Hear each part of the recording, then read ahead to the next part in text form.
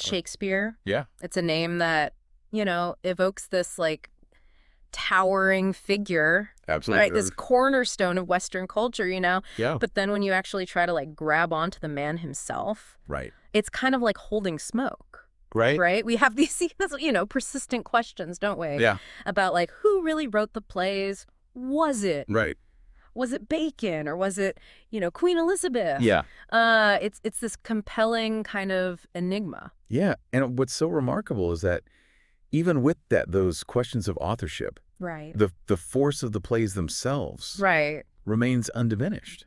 These stories, these characters, they speak to us across centuries. Exactly. Regardless of who actually put pen to paper. Yeah, and that's, I think, what we're going to kind of focus on today is Yeah. Midsummer Night's Dream. And we're using this edition, Great. which really does try to illuminate, I think, the play and the world from which it sprang. Absolutely. So it's not just about retelling the plot, but it's really about immersing ourselves in the context. So we're going to look at Shakespeare's life, Yeah. a little bit about early modern England, which is where, all of this sprang from. It's the wellspring, right? Yeah, and then some of the sources that he drew on. Yeah. And then really some of the, like, key themes and language within Midsummer Night's Dream itself. The elements that make it so vibrant and give us a way in, I think. Exactly. And it's sort of like, getting a richer, deeper appreciation Absolutely. for this timeless comedy. Yeah, and it gives us a chance, I think, to move beyond a superficial reading and really grasp what Shakespeare's original audience would have recognized and enjoyed. Okay, so let's start by looking at the man himself, Yep. based on the source material we have. So William Shakespeare was baptized in Stratford-upon-Avon, April 26, 1564. Right. Now, infant baptism typically occurred a few days after birth. Right. So that leads many to believe that his actual birth date was April 23, 1564, which is a kind of a poetic coincidence because it's also St. George's Day, the patron saint of England. Right. And the date of his death, 52 years later, he was the third of 8 children born to Mary and John Shakespeare. And you can still visit what is believed to be his birthplace. Oh, wow. On Henley Street. That's a remarkable. Yeah, so you can kind of, have that tangible link to his origins. What strikes me is that we think of someone who achieves such extraordinary things, right? But just such seemingly ordinary beginnings, right? Born into a provincial family. Right. And really just the scarcity of details about his early life, as the source points out, is pretty typical. Exactly. For children of that era. Yeah, so when we consider his childhood and education, much of it is really speculation. Right. But given his father's standing in the community, it's highly probable that he attended King's New School. These were, grammar schools that were often staffed by Oxford graduates, so he would likely started around the age of 4 or 5. Oh, wow. So young. Yeah, in a petty school. Yeah. And learning to read with a horn book. A horn book. A horn book. So you have to imagine a parchment sheet with the alphabet and the Lord's Prayer encased in wood and protected by a thin layer of horn. I see.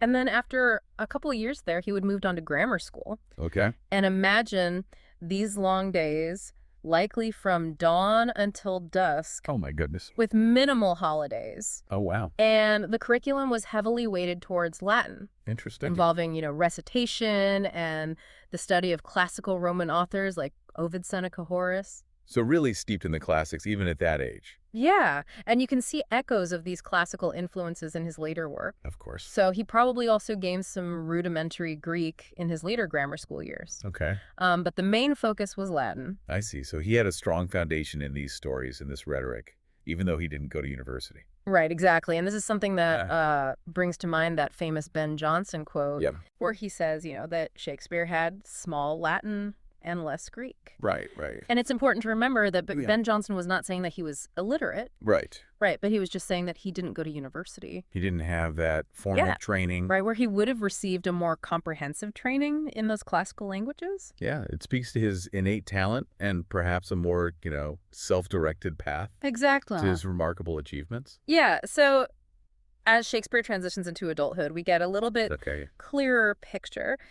So in November 1582, at the age of 18, he married Anne Hathaway, who was about 8 years his senior. Oh, wow. From the nearby village of Shottery. Okay. And the age difference, combined with the fact that their first daughter, Susanna, was baptized just 6 months later in May 1583, has led to considerable speculation about the circumstances of their marriage. I can imagine. Yeah. Yeah, and I think this is where it's, really helpful to kind of remember that 16th century perspectives on marriage differed quite a bit from our own. Of course. So while a formal religious ceremony was necessary for the legal recognition of a marriage, many people believed that a premarital contract, which was established through the exchange of vows before witnesses, could essentially legitimize a relationship and lessen any social stigma associated with premarital pregnancy.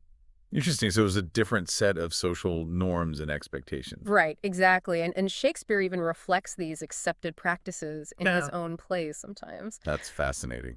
So 2 years later, in February 1585, their family expanded with the birth of twins Hamnet and Judith. Okay. Tragically, Hamnet passed away at the young age of 11. Wow. During a period when Shakespeare was primarily living and working in London away from his family in Stratford. I see. And there's this kind of mysterious 7-year gap Okay. in the historical record following the twins' baptism. Oh, really? We don't know precisely when he relocated to London and became involved in the theater scene, but it occurred sometime between the ages of 21 and 28. I see. Some theories propose that maybe he worked as a schoolmaster for a period. Okay. But the prevailing view is that he went to London with aspirations of becoming an actor. Okay. And then eventually, evolved into the role of a playwright and began to gain recognition within theatrical circles. What's so intriguing there is that initial immersion in the practical world of the theater, right? Exactly. It wasn't just purely an academic pursuit. It was a hands-on apprenticeship in performance. Right. Which undoubtedly shaped his understanding of, dramatic storytelling and what resonated with audiences. Right. And his reputation as a poet seems to have solidified by 1592. Okay. The source mentions, some criticism from a fellow playwright, Robert Greene. Oh. However, Greene's publisher later issued a rather gracious apology to Shakespeare. But what this criticism suggests is that Shakespeare's poetic gifts had already reached a level that was provoking, envy and discussion among his contemporaries. His star was rising. Yes. And then in 1593, something happens that's pretty significant in the London theater scene. Okay. The government ordered theaters closed due to an outbreak of the bubonic plague. Oh, wow. So it's believed that during this enforced hiatus, Shakespeare may have concentrated on writing his narrative poems Venus and Adonis in 1593 and The Rape of Lucrece in 1594. Interesting. So even amidst, these times of, plague and difficulty, right, he's still creating. Yeah, and these are the only two works that Shakespeare seems to have actively overseen the publication of. Oh, wow. Each bearing a dedication to the Earl of Southampton. I see. Yeah, and I think that speaks volumes about the, perceived status of these different literary forms at the time. Yeah, I mean, we often think of Shakespeare as such a huge name and so central to our literary tradition. Right. But the fact that he personally saw to the printing of his poems, but not his plays, at least initially, exactly, really speaks volumes. Yeah, and there's no concrete evidence that he was even involved in the publication of any of his plays. Wow. During his lifetime, so it's not until 7 years after his death that members of his acting company undertook that monumental task. Yeah. With the publication of the first folio. Right. But back then, plays were really viewed as working scripts for performance. Okay. The property of the acting company. Interesting. Shakespeare probably didn't even conceive of them as books the way we do. Right. It was a totally different conception of authorship and literary property at the time. Exactly. So later in his career, around 1609, Shakespeare became a significant investor in an indoor theater known as the Blackfriars. Okay. And so this later phase saw him writing plays that could cater to the distinct acting conditions of both the indoor Blackfriars and the open-air Globe Theater. Interesting. And he was often exploring genres like romances and tragic comedies. Okay. Like The Winter's Tale and The Tempest. Right. And then something pretty dramatic happens. On June 29, 1613. Right. During a performance of All Is True or Henry VIII. Okay. The thatched roof of the Globe Theater caught fire and the playhouse was largely destroyed. Oh my goodness. Yeah. So imagine that you're at a performance of Henry VIII. Yeah. And suddenly the roof catches on fire. Wow, what a loss. Yeah, and following this Shakespeare's company, the King's men shifted their primary operations to the indoor Blackfriars.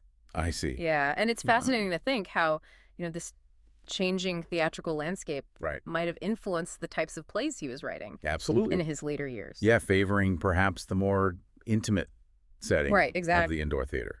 And then as his life was approaching its end, Shakespeare revised his will in March 1616. Okay.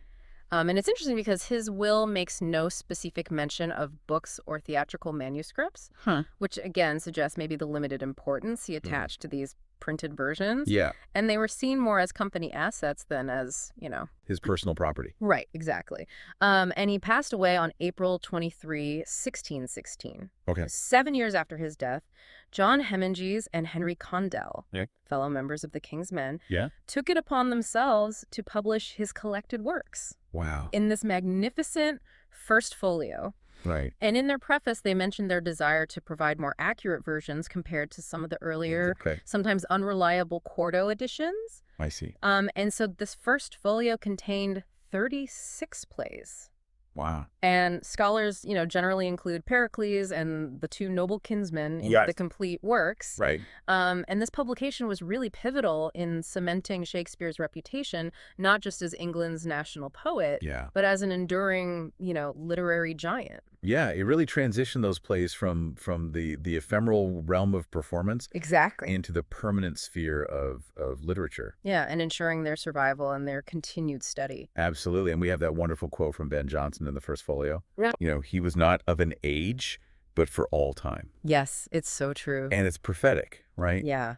He really captures that timeless essence of Shakespeare's genius. So we've looked a little bit at Shakespeare's life as presented by the source.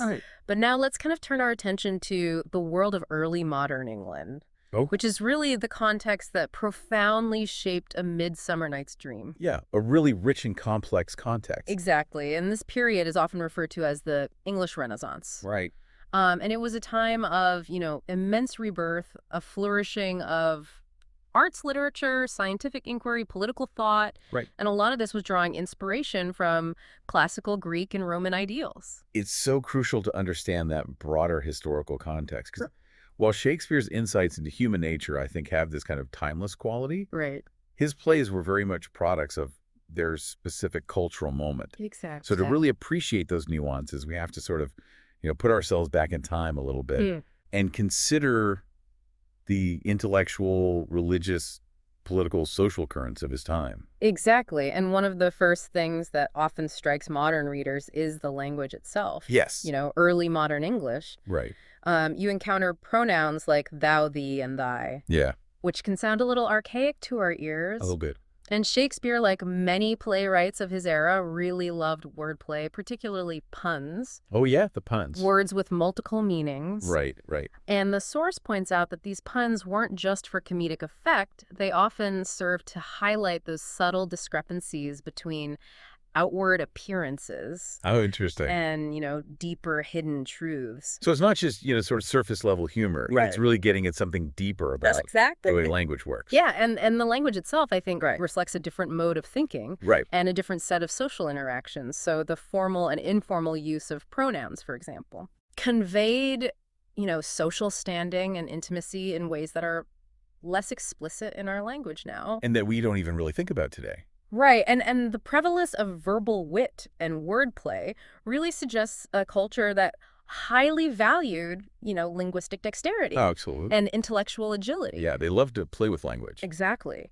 Another foundational kind of aspect of the early modern worldview was this concept of a universal hierarchy, which is sometimes called the chain of being. Okay. And this was the deeply held belief that all of creation was organized in a strict, divinely ordained order. Okay. Right, with God at the top, followed by angels, then humans, and then... With men above women, of course. Of course, yes. Men above women. Right. Then animals, plants, minerals. Right. And the source makes an interesting observation about Queen Elizabeth I presenting something of an anomaly. Yeah, how does she fit into this? Right, because she's this female monarch wielding significant power. So while this hierarchy wasn't always rigidly applied in practice, it was a fundamental framework for understanding the structure of the cosmos.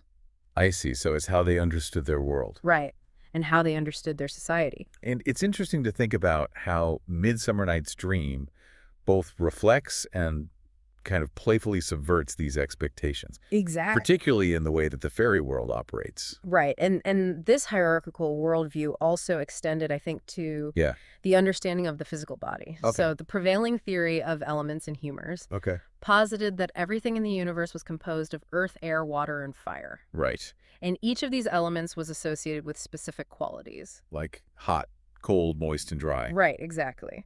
And the human body was believed to contain these elements in the form of 4 corresponding humors: blood, phlegm, yellow bile, and black bile. Okay. And each of these humors was linked to a particular element. Right. So illness was often attributed to an imbalance of these humors. And treatments like bloodletting Oh, my goodness. were employed to try to restore that equilibrium. Wow. But these humors were also thought to determine an individual's personality and temperament. Oh, interesting. So a sanguine person, for example, dominated by blood, was considered cheerful, Okay. while an excess of black bile led to melancholy. So they're really mapping out like almost like a personality theory. Right, exactly. And Shakespeare frequently draws on this understanding of humors to kind of implicitly explain the behaviors of his characters. So a character's, quick to anger might be because of an excess of choler. Right, exactly. In the common understanding of the time. So the religious landscape of early modern England was also incredibly turbulent. Right. And it was really profoundly shaped by the Reformation. So, prior to the 16th century, the Catholic Church held significant sway across Europe. Yeah. But then figures like Martin Luther and John Calvin emerged, challenging that authority. And they emphasized the doctrine of salvation through faith alone and the supreme authority of the Bible, and they advocated for its wider accessibility. Yeah, getting it into the hands of the people. Exactly. And this movement became known as the Protestant Reformation. Okay. And in England, King Henry VIII's desire for a divorce from Catherine of Aragon led to that pivotal act of supremacy in 1534, which declared the monarch the supreme head of the Church of England. Right, so really fracturing that religious unity. Yeah, and so there's this constant kind of religious and political flux, which creates a society where stability is very fragile. And questioning authority even subtly in plays could be risky. Exactly. So amidst this turmoil, one point of agreement among many Anglicans and Puritans was the importance of having the Bible translated into English. Right. So the first officially authorized English Bible, the Great Bible, was published in 1539, and it was building on the earlier translations of William Tyndale. And this significantly increased access to Scripture, allowing individuals to interpret it for themselves. Yeah. But this newfound accessibility wasn't universally embraced. Right. In 1543, the Act for the Advancement of True Religion actually prohibited women from reading the Bible in English. Wow. Which highlights the deeply patriarchal nature of the society. Right. Later, during Elizabeth's reign, the Bishop's Bible was produced. Okay. And towards the end of Shakespeare's life in 1611, the King James Bible, commissioned by James I, made its appearance. Yeah. And our source suggests that Shakespeare was likely familiar with both the Bishop's Bible, which would have been read in church, and the Geneva Bible, which was popular among English Protestant exiles. Interesting. And you can see how that translation of the Bible into English really was revolutionary. Yeah, it empowered individuals to engage with those religious texts. Right. And it really contributed to new ways of thinking. But then the restrictions placed on women's access to it also show us that interplay, right? Between religious reform and these existing social hierarchies. Exactly. And the political landscape was really inextricably linked to the religious climate. So both Queen Elizabeth I and King James I, the monarchs who reigned during Shakespeare's, active writing career, firmly believed in the divine right of kings. The doctrine that they were appointed by God to rule, and that opposing their authority was akin to opposing God's will. And that was a dangerous thing. Right, exactly. So this discouraged any form of public dissent. Right. But as the source points out, Elizabeth's power wasn't as absolute as her pronouncements might suggest. Okay. So Parliament retained certain powers. Okay. Most notably the authority to levy taxes. I see. And you have to also remember that Elizabeth's position as a female monarch in a very patriarchal society presented these really unique challenges. She had to navigate these prevailing prejudices against women in positions of power. It must have taken a lot of political savvy. Exactly. And so this carefully cultivated strategy of separating her body politic from her body natural. I see.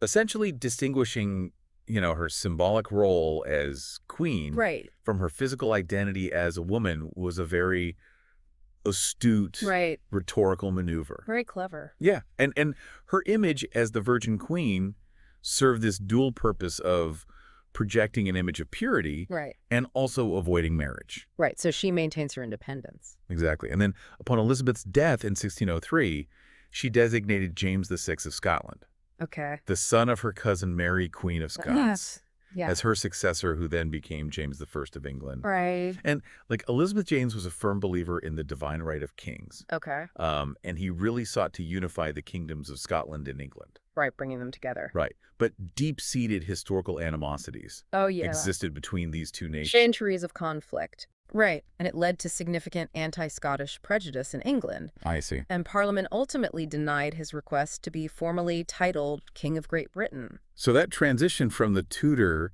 to the Stuart dynasty really brought its own complexities to the English monarchy. Right, and continued that intricate relationship between the monarch and Parliament. Yeah, and those underlying beliefs in the divine right of kings would contribute to, further political tensions and conflicts later in the 17th century. Exactly. So let's think a little bit about daily life in early modern England. So it typically began well before sunrise. Oh, wow. With household servants often starting their tasks in the pre-dawn hours. So early. Yeah. And living spaces were generally quite cramped. Even in more affluent households, multiple family members often shared just a few rooms. I see. Suggesting that privacy was not really a priority or achievable for most people. So a very different kind of domestic life. Exactly. The main meal of the day was usually eaten around noon. And the workday typically concluded with the setting of the sun around 5 p.m. Right. And before retiring for an early bedtime, individuals might have a light supper and then spend a couple of hours reading if they were literate and could afford books or in social interaction. But tragically, mortality rates, particularly among infants, were extremely high due to widespread infection and disease. Yeah, a consequence of the limited understanding of antiseptics. And sterile medical practices. Exactly.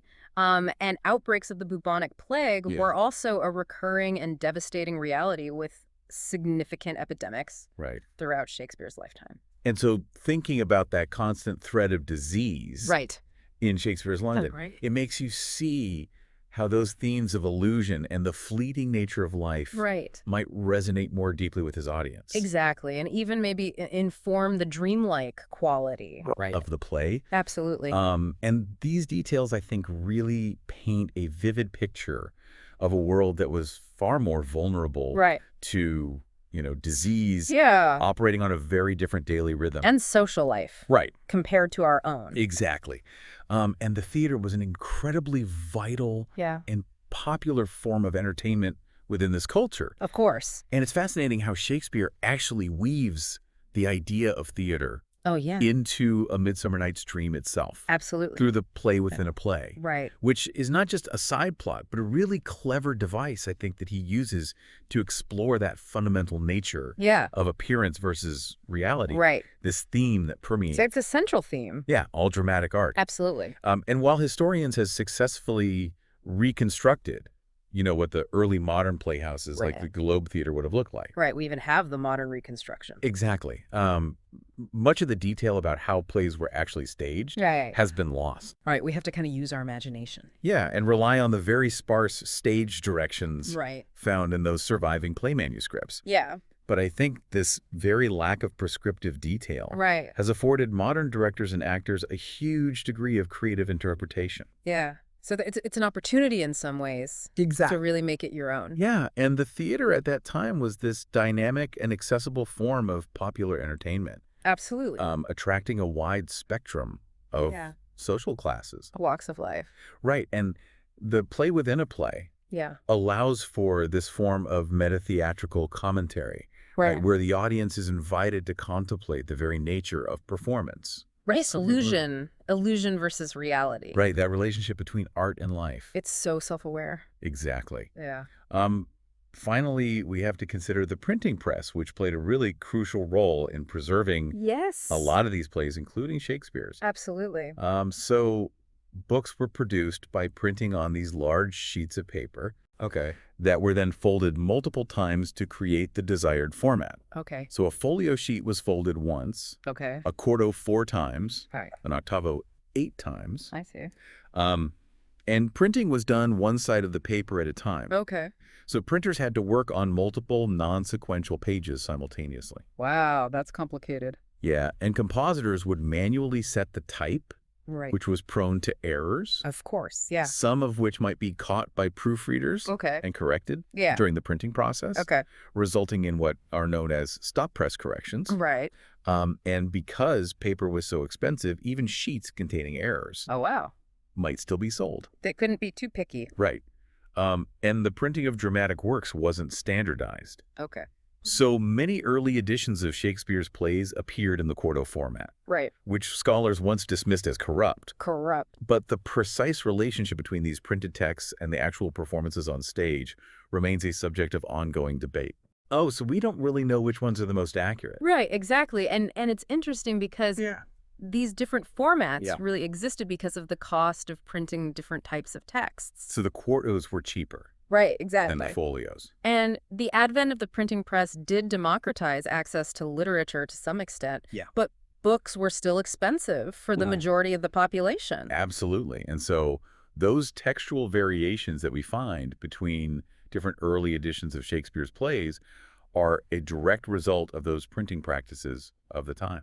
Exactly. The fascinating area of study. Yeah. All right. So now that we've kind of explored Shakespeare's life and the world of early modern England. Right. This rich tapestry. Let's turn our attention to A Midsummer Night's Dream. Okay, great. This play has really long held a cherished place as one of his most popular and enduring works. It's so beloved. It is. And it's celebrated for, its enchanting atmosphere. It's often hilarious and farcical plot.